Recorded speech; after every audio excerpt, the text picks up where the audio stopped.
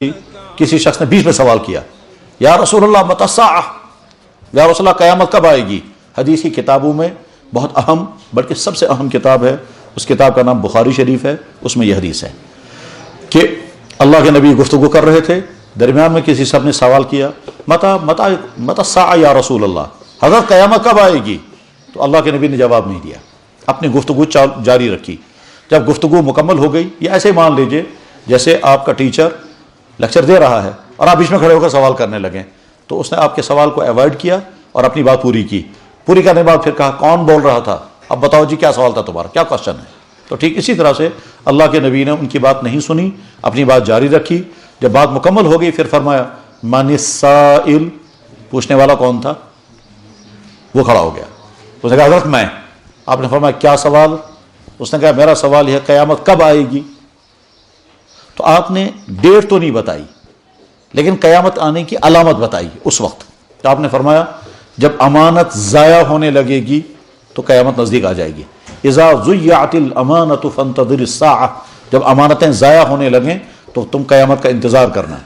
اس شخص نے کہا کیف ضیعت الامانۃ، امانت کیسے ضائع ہوگی؟ آپ نے فرمایا اذا وسد الامر الی غیر اہلہ فانتظر الساعہ، جب کام نااہلوں کے حوالے ہو جائیں گے تو سمجھ جانا قیامت آ گئی۔ کام نااہلوں کے حوالے ہو گئے، یعنی امام وہ بنا جو امامت کی صلاحیت نہیں رکھتا، مفتی وہ بنا جو مفتی بننے کی صلاحیت نہیں رکھتا، لیڈر وہ بنا جو لیڈر بننے کی صلاحیت نہیں رکھتا، افسر وہ بنا جو افسر بننے کی صلاحیت نہیں رکھتا، ملک کا سربراہ وہ بنا جو سربراہ بننے کی صلاحیت نہیں رکھتا، یا تو علم کے اعتبار سے صلاحیت نہیں یا دیانت کے اعتبار سے صلاحیت نہیں۔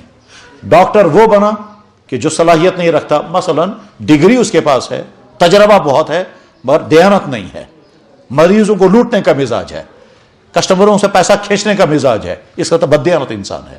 تو جب یہ عہدے نااہلوں، گامزوٹ بنے اس جو گامزو بننے کے قابل نہیں، معذور بنے اس جو بننے کے قابل نہیں، تو عہدے نااہلوں کے حوالے ہو جائیں، نااہلوں کے حوالے ہو جائیں۔ اس کا مطلب یہ ہوا کہ جو انسان جس عہدے پر ہے وہاں وہ اس کو ٹھیک طرح سے نبھا نہیں رہا ہے، اس کا کام پورا کر نہیں رہا ہے، تو نااہلوں کے ہاتھ میں جب عہدے چلے جائیں گے اور وہ حق ادا نہیں کریں گے تو سمجھ لینا قیامت نزدیک آ گئی۔